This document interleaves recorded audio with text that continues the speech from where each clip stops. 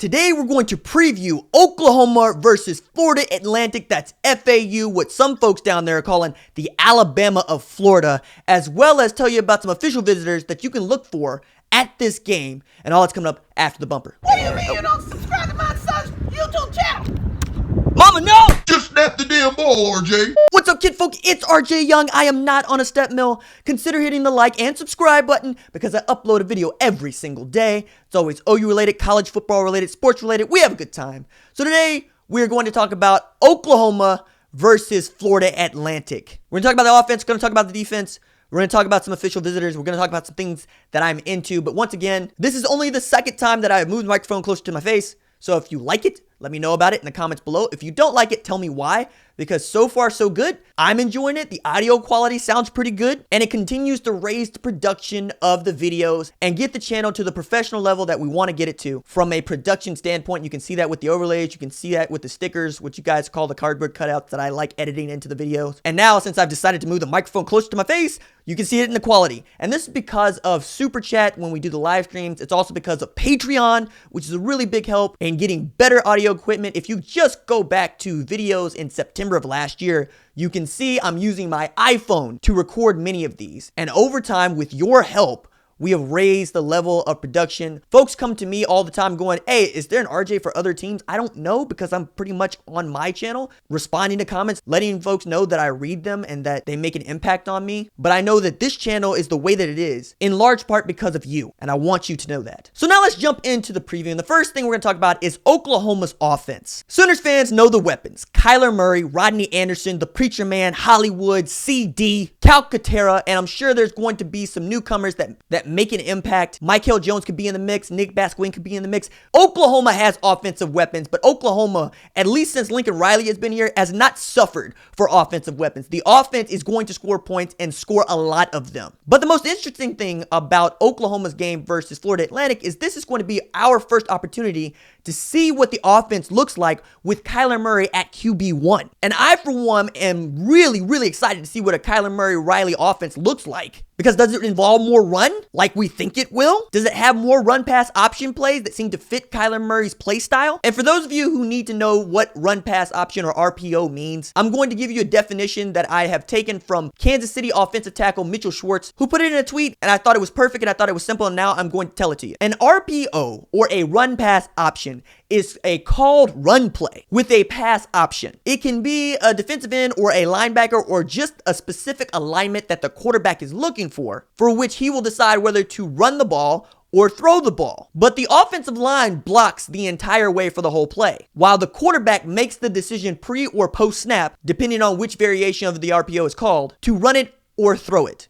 Now, there are kinks and differences in the NFL versus college football, and we can make an entire video about those things. But for our purposes, you should know that anytime you see Kyler Murray pull the ball from a running back, that is an option of some sort. It could be run pass option, it could be zone read, it could be an option play of some sort. But I expect to see a lot of that just because Kyler Murray is the best athlete on any football field he's going to stand on. And he's going to be standing next to guys like Rodney Anderson, who is one of the best running backs in the country. He's going to be standing next to the Preacher Man, Trey Sermon, who was one of the best freshman running backs in the country last year. Oklahoma's going to have opportunities to use Kyler Murray's feet to get the defense off balance and to make plays. And I think the RPO might be a bigger part of it than, say, it was when Baker Mayfield was quarterback at Oklahoma. And with all of that, watching for formations, perhaps the use of split backs a la P. Ryan and Mixon with the Preacher Man and Rodney. What we don't know is the fullback going to be featured here? Because it doesn't feel like Jeremiah Hall or Carson Meyer is going to be the same kind of football player that Dimitri Flowers was. But that doesn't mean that a fullback won't be a part of this offense. Be interesting to see how that fits, whether or not Braden Willis even gets on the field at H-back. I'm also going to be looking at 4 wide schemes versus 5 wide schemes, how often a QB draw is called, if it's called. What we know is the Sooners were the best offense in the country last year. Now it's about whether or not they can do that again this year and how that's going to look. Now on the offensive side of the ball for Florida Atlantic, as I'm recording this on a Sunday, Lane Kiffin has yet to announce a starting quarterback. I would expect to hear about an announcement of a starting quarterback by Friday, the day before the game, maybe during midweek, we'll see. But it's clear that Lane Kiffin is slow playing this because he's got 3 guys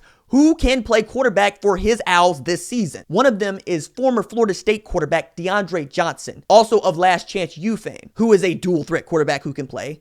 Another is former Oklahoma quarterback Chris Robinson, who despite his likeness to Riff Raff, was one of the best dual threat quarterbacks in the country when he signed at Oklahoma, his maturity notwithstanding.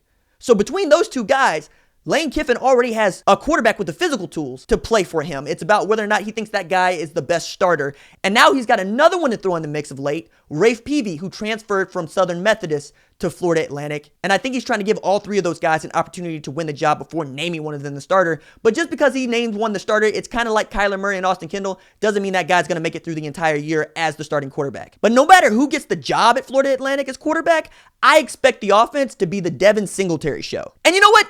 It should be. Devin Singletary is the best running back in the country nobody's talking about. Last season, this man rushed for over 1,900 yards and scored 32 touchdowns, averaging 6.4 yards per carry. He is the #1 weapon Oklahoma will have to stop on Saturday. And this season seems like it could be a watershed moment for Mike Stoops and his defense. Now we're going to talk about Oklahoma's defense, and you know how I feel about Mike Stoops. You also know I want the OU defense to be great, not just good. Now, I understand that we're looking to close a gap this year, to go from the mid-60s and 80s into the top 40 of defense. And there are men on Mike Stoops' defense who also want to achieve that this year. Kenneth Murray Jr. wants to get into the top 5. Caleb Kelly wants to be the Oklahoma defense he's heard so much about in the early 2000s. Brendan Buki, Radley Hiles came here to win. Other guys are going to have to step up and lead who have been here, like Parnell Motley. But the thing that worries me the most about Oklahoma's defense heading into its season opener is what Mike Stoops has said of recent about the jack linebacker position and how he doesn't know which one of those guys is going to take over that spot for Obo, for the striker position, for the marquee position in Mike Stoops' scheme. That guy is responsible for so much when it comes to playmaking, tackles for loss, and getting after the quarterback, and also dropping back into coverage. But he hasn't in 2018 yet, so it's okay. It's all right. Nobody's dropped back into coverage that shouldn't in 2018 yet. We're good. However, I'm looking at a guy like Addison Gums or even John Michael Terry or Cage Kyra Daly or whoever it is Mike Stoops decides needs to win that job, to win the job, to take it, because that guy is integral to what Mike Stoops tries to do in his scheme from a 3-4 or 4-2-5 standpoint. And that's the last thing I'm going to be looking for from the defense, and the big thing to look for from the defense. What scheme are we in? Is Oklahoma going to be a 3-4 dominated defense, or is it going to be a 4-2-5 dominated defense? Or if it's a mix of both of them, which one is going to win out against Big 12 teams that pass the ball, teams that spread it wide to open up run lanes? That's one of the things that I'm most going to be interested to see, especially with Bob Diaco on staff and having a background in the 3-4-50 front. As for Florida Atlantic's defense, it's actually pretty good. And they're down there feeling themselves, man. Senior cornerback Herb Miller said, Florida Atlantic is the Alabama of Florida. He told that to the Palm Beach Post, adding, everybody wants to come here. Now, first, I know that Miller isn't directly comparing FAU to Alabama because that would be ludicrous. It'd be ludicrous for 2 reasons. Number one, Florida Atlantic didn't even have a winning record until 2008, and Alabama's been king of college football since 2009. So that's squashed, but I get his meaning. Last year, with Florida Atlantic going 11-3, they were better than Miami, Florida State, Florida, South Florida, and Florida International for all you Panther alumni that watch this channel. However, if y'all change y'all's mascot to T'Challa, I'll be down for it. Point is, the only team in Florida that Florida Atlantic wasn't better than was Central Florida, and they went undefeated, 13-0, beat Auburn in the Peach Bowl. 2017, national champions, Central Florida. But also the fact that we're talking about FAU basically proves Herb Miller's point. Most folks couldn't find FAU on a map until Lane Kiffin got there and flipped the program. And he flipped the program by signing high-profile JUCO kids and college football coaches who were smart, if a part of dirty programs that were in violations, or flat out need to be knocked off the face of the earth. I'm talking about his brother and former defensive coordinator Chris Kiffin, who's serving out a show cause. I'm talking about his former offensive coordinator Kendall Briles, who was at Baylor during one of the worst college football scandals ever. But I'm also talking about identifying talent really young and then promoting it, like Charlie Weiss Jr., who he hired when Weiss Jr. was 24. Weiss Jr. turned 25 in April. He's the offensive coordinator now. He's building a roster and a program the way Jackie Sherrill did the way Jimmy Johnson did, the way even Coach Switzer did, which is identifying talent where other folks find trouble, doing his best to remold the image of that person and that coach, and win some games in the process. And as far as talent, especially on defense, he's succeeding where a lot of folks didn't think he might. One of the guys he actually had on his roster, and is my guy for the guy on their defense, is Azeez al-Shaair. Al-Shaair, along with Rashad Smith, combined for 22.5 tackles for loss, 8.5 sacks, and 9 pass breakups last year. Al-Shaair also had 146 tackles in 2017. And with new defensive coordinator Tony Pecoraro coming in, where his scheme is much more aggressive, much faster, and proven to work, as Southern Miss ranked 20th in the country in total defense last year, I expect al-Shaair to be the guy Oklahoma has to put a hat on when they're trying to move the ball, because he could actually wreak some havoc, raise some hell. As for official visitors, there are 2 that we know about, and I know that Brandon Drum at OU Insider will have more information on the VIP board. I encourage you to go check that out. But Odessa Permian 2019 safety Peyton Powell said he'll be in town for his official visit. He has his commitment date set for September 26th, so this is good for Oklahoma. And Butler Community College defensive end and 2019 recruit Jacoby Jones also plans to take an official visit to Oklahoma, but he also has visits that he wants to make over the course of the season. So he's more of a slow play throughout the rest of 2018. But I'm really excited for this game. I can't wait for Oklahoma to get it on against Florida Atlantic, 11 a.m. on Fox. Should be a lot of fun. That's it for me. Deuces.